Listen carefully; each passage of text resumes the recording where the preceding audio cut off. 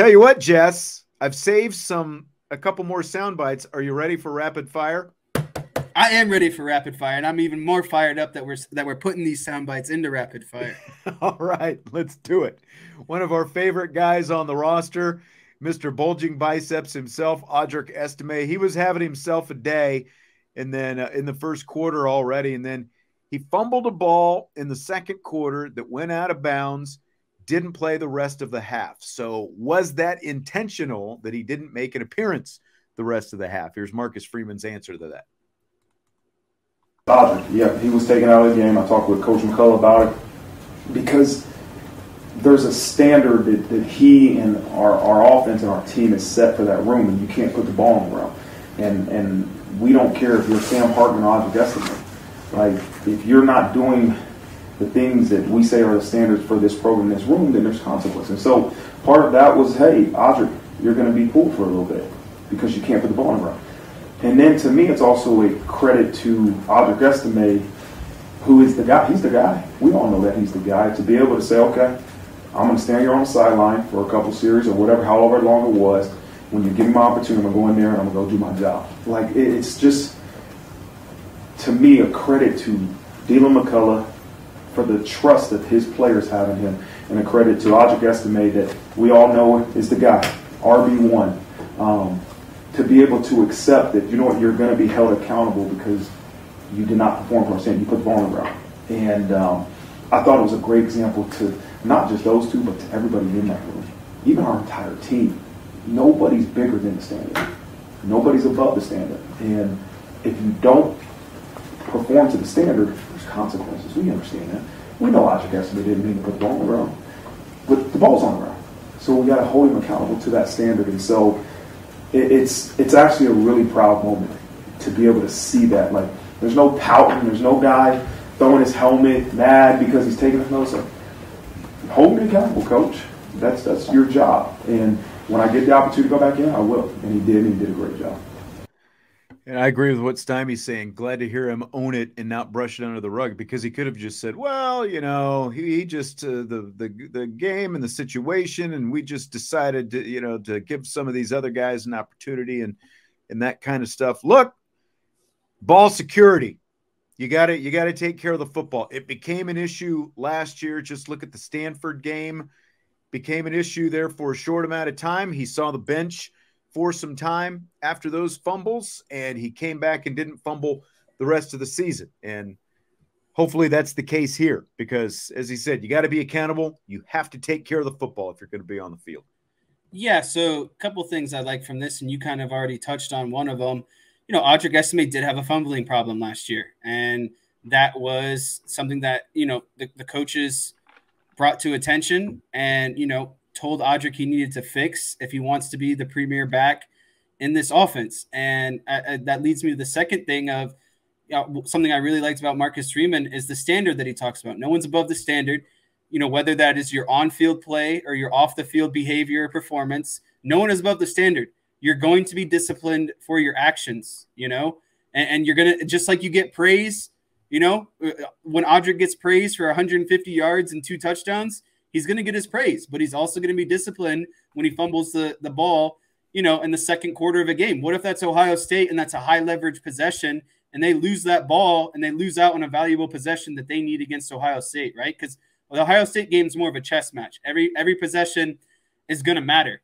And so I like, and that kind of leads me to the third thing, is it's impressive that Notre Dame has the depth in order to sit a guy down and cool him off for a little bit, to have Jabron Payne, to have Jadarian Price, to have Jeremiah Love, to have Devin Ford all in that room.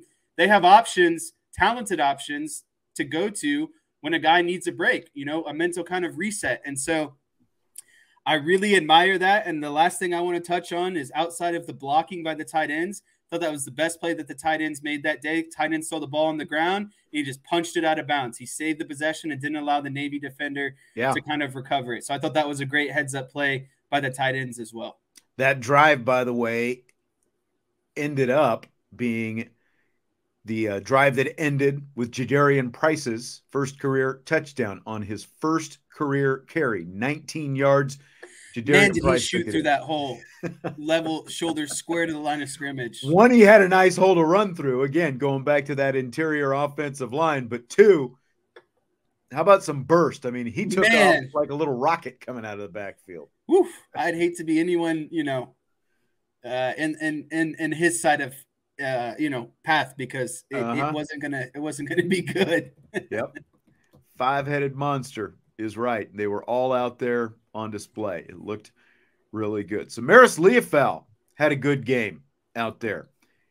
And here's some of Marcus Freeman's thoughts on the linebacker. We'll talk about him here in just a sec.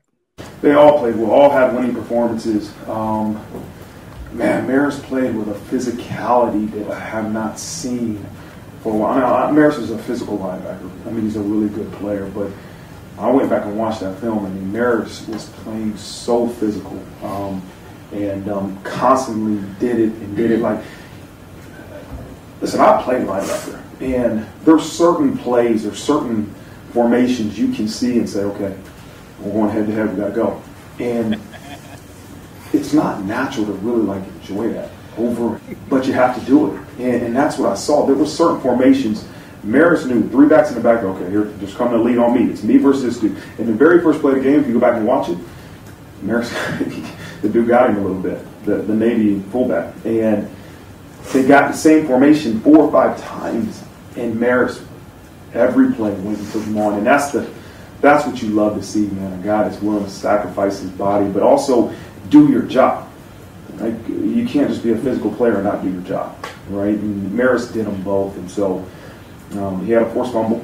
You can see, as you go back, I told Coach Cohen this last night, like, you can see defensive guys truly being aware of the football, trying to get it out. We had 0 turnovers, but that is not because there wasn't awareness and a lack of really effort to do it. And so credit to them. Though the turnovers, takeaways will come as long as we are constantly being aware of where that ball is. Nice game by Marist. Let me ask you this, though, Jess, because, I mean, I don't disagree with anything that Marcus Freeman said, the physicality, making the quick read, all the different stuff. But at the same time, you played linebacker. Ryan Roberts played linebacker. I'm kind of surprised we don't have a linebacker show. You know, you guys pumping that out, you know, the linebackers or something here, you know, a weekly pod or something like that. But it's one thing, like, how do we know how for real this is with him? Because it is still doing it against the option. Like, isn't it a different thing to sort of prove you can do it week in and week out against a more traditional offense? Let me give Marist Liufau some praise. Give him some props first, okay? And then we'll kind of go into a little bit more of what you're asking here. You know, I think Marcus Freeman touched on a lot of things that Marist Liufau did really well. He played physical, and what I saw him do is he finished tackles. A lot of times you saw Marist Liufau get hands on people last year, but couldn't quite finish tackles. That's very true. That didn't happen on Saturday. When Marist Liufau got a hold of you, you weren't getting away.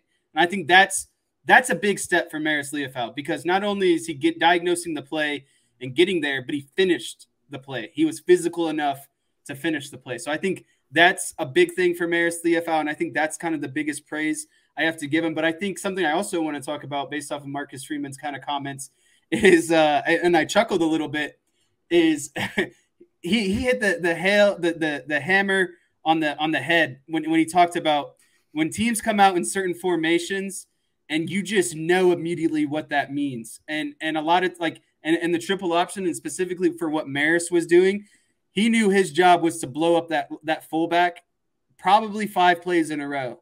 And, you know, that's and like Marcus Freeman said, that's not the most fun or appealing thing to do, to blow up a fullback, a big, strong, physical fullback in the hole, kind of keep half your body free, but knowing that you're doing your job, right? And I think that is another thing that Marist Liufau deserves praise for. Here comes another car crash, basically. Here comes another car crash in the hole. I know I'm not going to get the tackle, but I'm still going to blow up this play and do my job. Mr. Savient, USMA has given it to you now. But to go to the flip side of the coin, it's an easy day for Marist Liufau when he knows 95% of the time it's a run play and he knows what his keys are and where he needs to be. It takes a lot of thinking out of the game. The keys are much more simple, right? The keys are much more simple. And it takes a lot of thinking out of the game. And I think that's ultimately what's been kind of some of Marist Liufau's downfall is he thinks too much, doesn't diagnose the play when in a timely fashion. And then when he does diagnose the play, he wasn't finishing the play. So at least now he was finishing the play. But I think where he has to diagnose, run pass, and is going to be a little bit more of a tricky situation for him because it's going to be more of a 50-50 split and run pass. It's not going to be a 90 to 95% predominant run play where Marist Liufau just needs to read his keys and understand where he needs to be. Like, it's still hard, don't get me wrong, but it's going to be harder when you have to diagnose more pass and run plays. But I still thought Marist Liufau played an excellent game on Saturday. He did what he was supposed to, and he finished plays. I think, again, that was the most important thing. He finished plays. Tacklers, he wasn't missing tackles or allowing the play to get away from him. That's right. Jeff says, go ahead, hit that hammer on the head. Everyone knows what I'm saying, all right? Ryan's here, by the way. You guys can talk about doing that linebacker show sometime. Upon further review. Linebacker edition. All right. Would you buy or sell Notre Dame opening up every season against Navy? I actually buy this just for the simple fact that it gets a very physical game out of the way early. I think when you play Navy, 6-7 games into the season, you're already banged up. You already got guys with this and that, and then you have to go play a very physical team and probably, might suffer another casualty or an injury here or there. I just think in terms of for a game that not a lot of people appreciate or love, it's good to get it done early in the season. And again, I think it just saves them physically on the field too. I think you'll get away with the least amount of injuries if you can put Navy as far in front of the schedule as possible.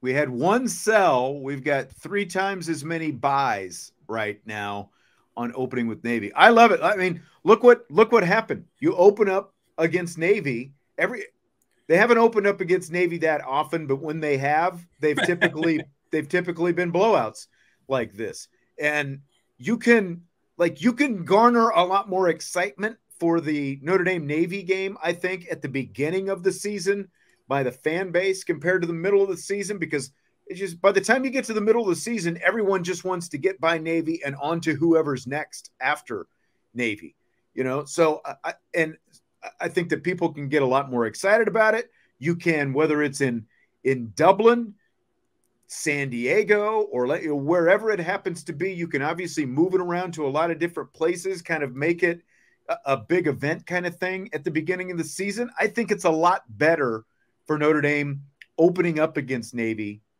for the reasons you outlined there than it is playing them somewhere in the middle of the season, whether it is November or October or whatever it happens to be. I think it would be like, this is kind of your compromise. If you're going to continue to play Navy every year, why not just have them at the start of the season where, as Marcus Freeman talked about last week, you've got the entire offseason to prepare for that one-off offense. You get past that physicality like you're talking about, and you move on afterwards. I think it would be great to kind of make that the Notre Dame Navy tradition. Open up the season with them every year. I think it would be perfect. Fill in the blank. Navy kicking the field goal at the end of the game was blank.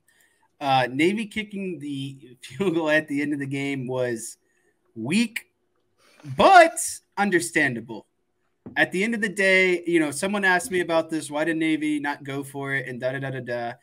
Well, it's a lot easier, in a game where you're ultimately, taking a shellacking. It does a little bit for the team's confidence when you're not getting shut out, right? And so even if you put 3 points up on the board, I understand what they're trying to accomplish. I don't think their sole mission was to be like, oh, we're here to just jack up, the shutout or whatever. I mean, that's kind of true, but at the same time, it's like a team trying to bunt when a no-hitter's going at the end of the day, at the end of the game, right? Like the 9th inning rolls around, you got a couple guys trying to lay down a bunt. I get it. You're trying to you don't want to be the team that gets no hit. You don't want to be the team that's not shut out. It does a lot for moral confidence and team confidence, even if you're just going to put up, 3 points or whatever it might be. It might be measly. So at the end of the day, like, it's Bush League and it's weak, and I don't agree with it, but I understand it from a coach's perspective for what he's trying to do, for the rest of the season and his players' kind of morale and mentality after the game. It looks a little bit better when you have 3 points instead of 0 points on the board. And I do get it. I understand, because you are Navy and you are not a good passing team. And from where they were on the field, I thought initially they were probably going to go for it. I get it's not like if you score that touchdown, what was that, midway through the fourth quarter? It's not like impact on the game. Yeah, it's not like, oh, we got to get this touchdown because now we're going to start this big rally and it's going to get us back in the game. All you want to do at that point is avoid the shutout. So I get it. They weren't going to win either way. So why not? You might as well kick the field. Like Syracuse did it a few years back. Remember in the Yankee Stadium game, the Shamrock Series game that they played out there. I get it. Get the goose egg off your back. What about Audric Estime? I forgot to ask you this when we were talking about Audric. What did you think about the fact that Notre Dame had him still out there at the end of the game in the fourth quarter running the ball, like 3 straight times to start that last drive? I think that I don't necessarily completely understand it. I don't know if that maybe had some repercussions from the fumbling incident earlier in the game. Maybe that was like, hey, you're on kind of cleanup duty now. I don't know if that's what that entails. Obviously, his legs were fresh. I know a lot of people are going to say, well, why would you risk injury or, anything like that? And I get that, but, it's still the first game of the year. Guys are still, got the adrenaline flowing.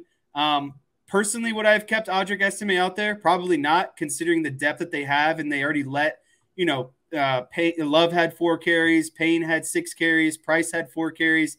Why not mix in some of those guys? Why not give Ford a couple carries? So I don't agree with it, but I think there had to be kind of some underlying, reasoning for it. Maybe that's cleanup duty because of the fumble at the end of the day. Yeah, and between just everything that you mentioned there, like Jeremiah Love or Devin Ford, either the young guy or the old guy, I would have thought that maybe that they would kind of give those guys some reps. And plus the fact that the game is obviously well in hand.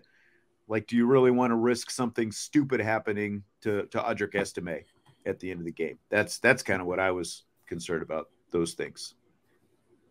I don't know. Anthony asked, Jesse and Ryan on the field together, who's the Mac and who's the Buck? Ryan says, Jesse's the Mike and communicator. Let me play in pursuit. So no one's going to try to, jump all over the mic. So, I mean, you got to like that, right? Yeah, that's a nice tandem. I could hold down the mic. Ryan's got a little bit probably more speed and agility on the edge. Let him run some little bit of will action, maybe some rover action, get him out in coverage, bring him off the edge a little bit. We got to use all that athleticism that he has. I agree. So Noah Eagle filled in for Jack Collinsworth in the NBC booth, did the play-by-play because Collinsworth was ill. What did you think of Noah Eagle? It was funny. I texted you at the beginning of the game, and I was like, is Noah Eagle Ian Eagle's son? And you're like, no. Or sorry, I was like, is that Ian Eagle's brother? And you're like, no. That's his son. And I was like, well, I feel bad now for Ian Eagle for, Noah Eagle saying that, he's old enough to be Ian Eagle's brother, but it turned out he was his son. I loved Noah Eagle. I thought he brought just a fluidity and a different amount of professionalism to the game. It just didn't seem as amateur-y or gimmicky with Jack Collinsworth. Like, Jack Collinsworth is always like, ha, ha, ha, kind of vibe, like, da-da-da-da-da. But, like, Noah Eagle, to me, again, felt just very professional. I thought he went about the game in a very smooth manner. And for a guy who probably didn't have a ton of time to prepare, with Jack Collinsworth being sick and ill and having to leave the country and to kind of fill in an emergency, I just thought he was tremendous. I would prefer Noah Eagle over Jack Collinsworth full time if it were up to me. But maybe that's not in the budget. Maybe that's not Chris Collinsworth approved, over there at NBC. So, a man could only hope or wish at this point. But I loved having him. He's getting the Big Ten primetime games, Noah Eagle is. And when they announced that booth several months back, we talked about it here. And let me just say this. This is the last time I'm going to bring up like the Jack Collinsworth stuff, because I feel like I don't want it to feel like we're like unfairly bashing him. But when you look at the two, you're going to compare them, because Noah Eagle was dropped into that booth, and he did do it on short notice. Like, if there was a complaint about Eagle, it was maybe he wasn't that up on the Notre Dame personnel, but Collinsworth was sick. They got Eagle to fill in for him, so he ended up doing the game. He did have a pretty short amount of time to prep for it, but you can tell that he is Ian Eagle's son, like between the voice and the look, the professionalism. He went to Syracuse, where like 95% of the professional broadcasters around the country end up going. Like, you can tell this guy is a professional broadcaster. And it sounds a lot different than Jack Collinsworth, who is still, though these two guys are about the same age, they're not that far apart in age. There's a huge gap in the ability of these two guys as play-by-play guys. And I said that again, when they announced that booth that he was going to be doing the Big Ten, I said that you would be able to tell the difference between the two. And that's what you got out there. I thought he did a great job, especially on short notice, filling in for Collinsworth out there. But he's going to be doing the Big Ten games. How about Jason Garrett? He was just getting railed on social media during the game. What did you think about that? I'm going to be quick to defend Jason Garrett. And I feel like, for someone who had so many bad things to say as his coaching abilities, I feel like I'm more lenient on his broadcasting abilities. Here's what I'm going to have to say about Jason Garrett. Jason Garrett was criticized for a lot of comments, I think, just, talking about really what was a blowout. So when a team's getting blowout, how do you say positive things about a team that's essentially getting blown out? And I think that's the issue that Jason Garrett was running into. He just kept kind of saying, how Navy was this, a mental toughness, or, Navy is all this military training makes them mentally tough. Or there was just a lot of comments kind of about Navy in regards to, things that were going on outside of their on-field performance. And I think Jason Garrett was in a tough situation, because he has to be enthusiastic and try to come up with things to say ultimately about a team that's getting dominated. So could Jason Garrett be better? Sure, but I still think people nitpick Jason Garrett at the end of the day. And again, it was a blowout, and I think he kind of was more like a robot, like eat you, and didn't really show a lot of enthusiasm, which I get. But it's hard too when a team's getting blown out like Navy was. But I think that's kind of one of the bigger knocks on him. Like, I had Brian Curtis on from the Ringer Press Box podcast back in the summer before I did my vacation, and he's a Dallas Cowboys fan as well. And we talked a little bit about Garrett. It's like he hasn't necessarily shown a whole lot of personality. I felt, having a more polished and professional sounding play-by-play announcer in there with him in the booth, I thought that it helped. Same. I thought Noah Eagle helped out Jason Garrett. Yeah. It would have been worse probably with Jack Collinsworth there. I agree. It would have been more awkward, and I think Jason Garrett would have been like, I don't know what to say in this situation, and there would have just been, again, more awkward silences. Yeah. The thing with coaches, when they go to the booth, is you get a lot of coach speak still.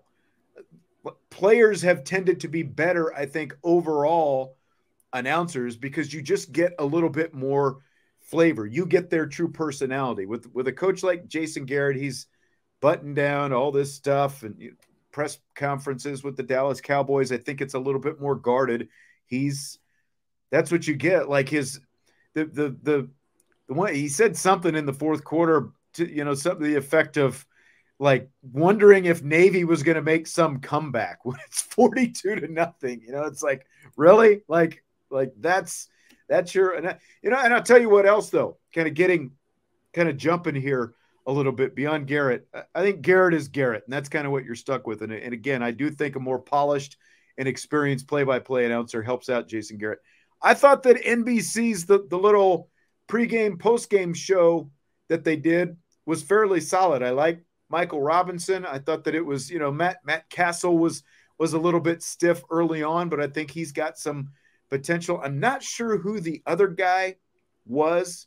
I don't know if you remember, watched any of it and saw it, but I thought it was decent. And I think that we're going to get some of this because the Notre Dame game will end, and then you're going to have some time to fill before the Big Ten game starts. So I think there'll be more of that on NBC going forward. Some of that pregame, postgame crew that they've got.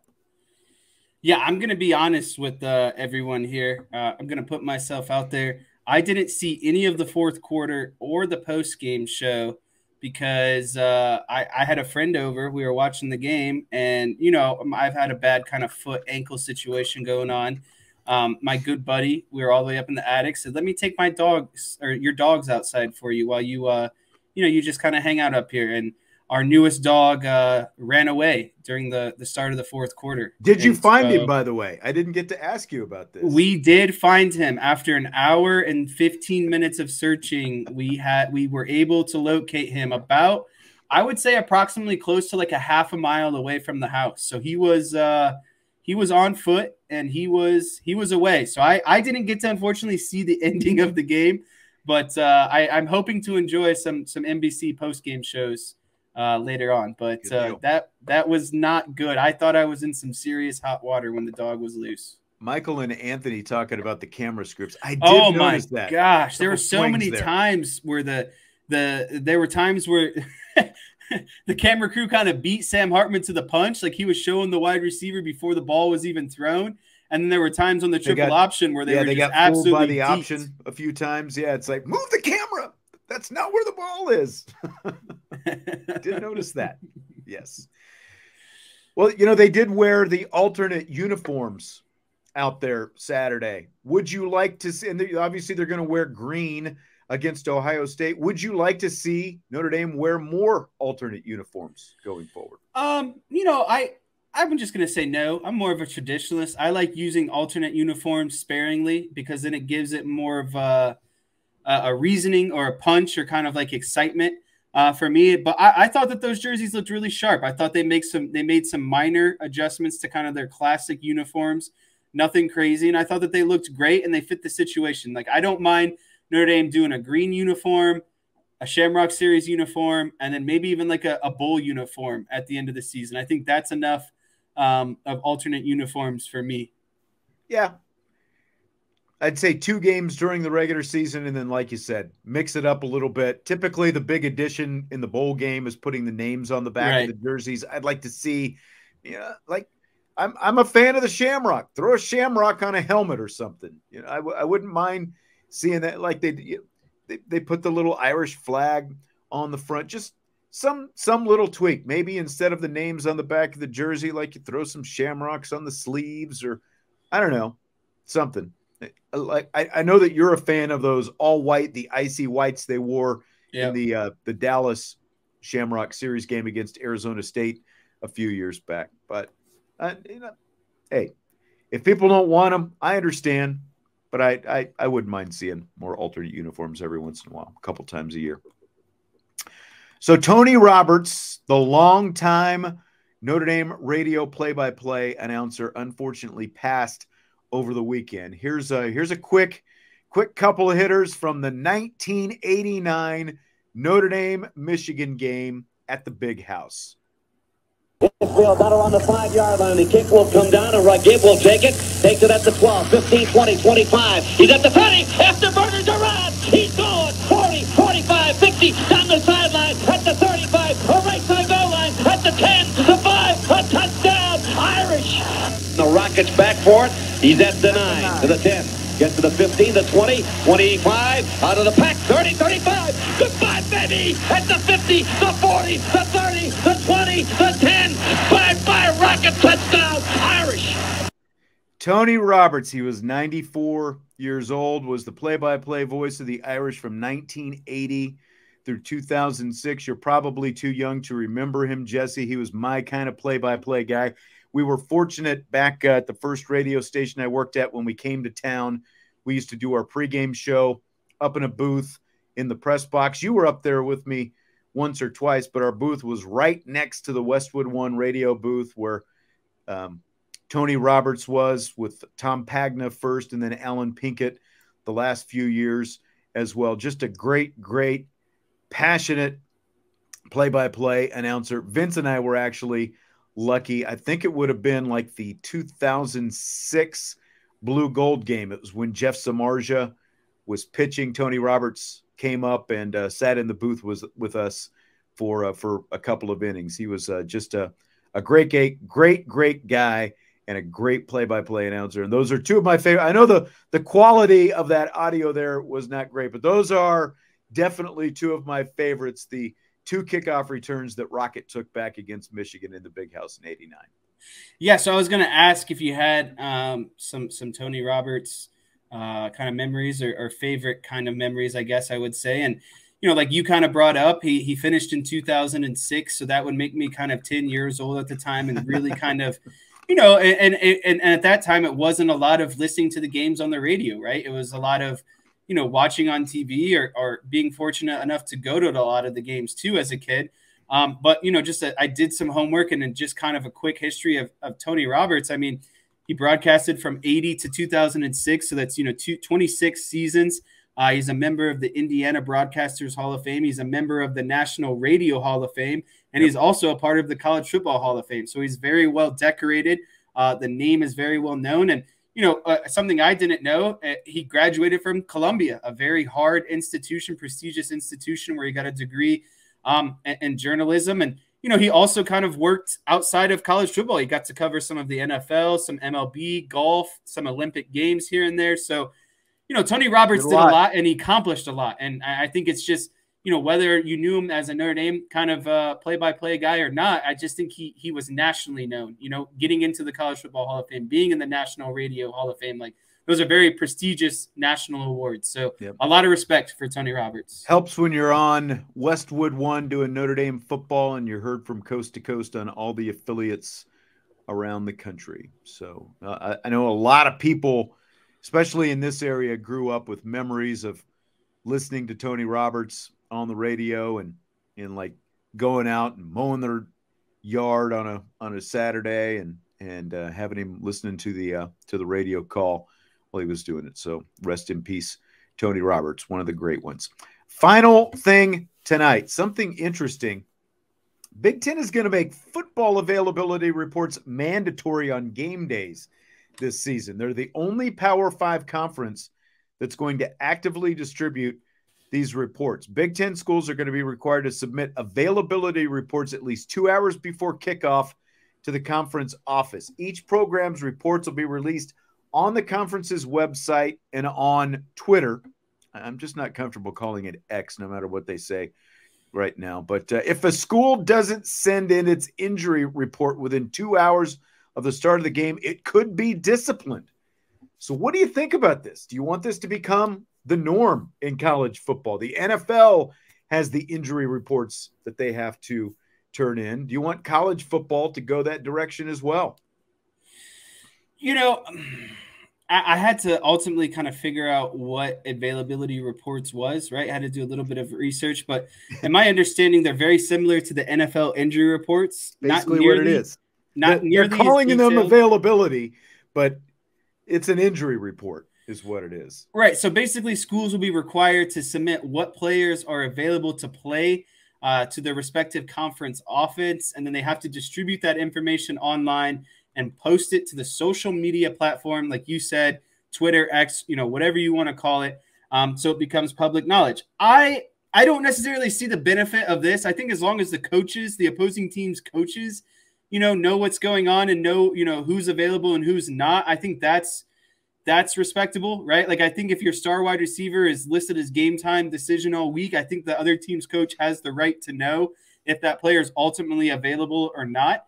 And outside of that, I really think that's the only thing that I care about from that kind of situation, and I don't necessarily need to know it. I'm going to find out when the game is live and the commentators come on and say, this player's out today. You know what I mean? I just think it's a much bigger deal than what it's made out to be. I think the Big Ten is kind of making something of nothing here ultimately. watch the movie The Last Boy Scout. Bruce Willis, Damon Wayans. They'll tell you Chi-Town is nailing it right here. It's to make the sports books happy is what it's all about. That's the reason the NFL has it. That's literally that's that like makes I said, watch The Last Boy Scout. Sense. Watch The Last Boy Scout. They talk it. That's exactly what it is. The NFL does it because there's so much gambling that they want to make sure Vegas it's legal can now. Cover themselves. Yeah, that's exactly what it is, and they do it because of the sports books, and that's I'm surprised. Maybe I'm surprised that no one has done it before, but at the same time, like I find it odd that the Big Ten is going down this road because we've come this far, and no one has done it before, and they've decided they're jumping in. Like the Big Ten already with its TV contracts was kind of trying to go to an NFL model, and everyone's talking about, oh, you're going to have 2 super conferences and all that, and it's going to become like pro football. This is just another step in that direction. I'm really surprised that the Big Ten is going down this road. So I would not want to see it is my answer. DT was talking in here. I think I starred the wrong comment. He says Sean never comes on the daytime show to join in the chat. That's because Sean is working on other things in the middle of the afternoon on the chat. He is either working on his show or he is writing, like, going to press conferences, doing other things. Come on, man. We've all got our jobs to do. Maybe I was watching a little bit of the post-game show the other night as we were waiting for, some of the Marcus Freeman audio to come back to us from Ireland. I don't know if I'll have many opportunities, though, because the home games I'll be at the press conference and all that kind of stuff. I was going to say maybe I could do more of that, but it's tough. It's tough. We've all got stuff coming on or going on. Come on. Michael asks if it's true that Noah Eagle and Todd Blackledge are doing the Ohio State game. I have not heard anything along those lines. Like, maybe they would since it's, part of the Big Ten deal or whatever. I have not heard if that's going to happen, though. It is a Notre Dame home game, so I would assume that it's still going to be Collinsworth and Garrett because they do the Notre Dame home games. But Stymie brought up a good point. What did you think of the new clock rule? Did you notice it? Did you think the game moved quicker? I'm gonna save that for tomorrow. I'm gonna save that for tomorrow because I found some information, some data, like opening weekend data, and I don't have it all here in front of me. So Rapid Fire Tuesday, that'll be in there. Or it might actually be what you coined the phrase last week, Overreaction Tuesday. I wanted a little bit of that segment. I was gonna mention it for today, but I think we can. I think there's like such thing as fun overreactions, and I think those would be kind of fun to touch on maybe tomorrow. Yeah.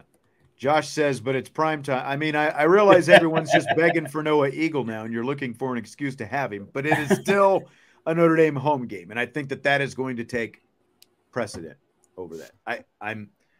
I think I can't say for certainty, but I think that you're going to see whatever the booth is this year. It is obviously Collinsworth and Garrett, whatever the booth is going forward, as long as NBC has the contract. I think that they'll continue to separate it that way. There's going to be one crew that calls Notre Dame's games, whether it's primetime or not, and other crews, whatever the other crew is. Right now it's the Eagle and Blackledge crew, which I think is going to be really good. They'll get to call the Big Ten games, not at Notre Dame Stadium. So that's just what I think. Well, that's going to do it for today. I do want to say there are more people listening and watching the IB podcast shows right now than ever before, and we definitely appreciate you being here. If you're new, we appreciate it. Of course, go to irishbreakdown.com, be a part of the premium board where you get a lot of intel and stuff like that. But great community, and we appreciate it. We appreciate everyone who listens and watches all these different shows. It is great to have you here, and I think it's going to be a really fun season. So looking forward to more of it as we go along. Thank you very much, Jason. We appreciate you and everyone else as well. There he is. The bandit who got away. He got away. He stole my fourth quarter. He's crying. That is not Henry. Tell everyone his name. This is Scooby. Scooby. He's a fostered dog, and he's just a little puppy. Made a puppy mistake. Got out. Dad made a mistake. Didn't take him out on the leash. But here we are, reunited, and we found him. So all is good. Even you, Tommy. Even you. We even appreciate you. Hit the like button on your way out. And, of course, subscribe, rate, review, and we will talk to you mañana on IB Nation Sports Talk.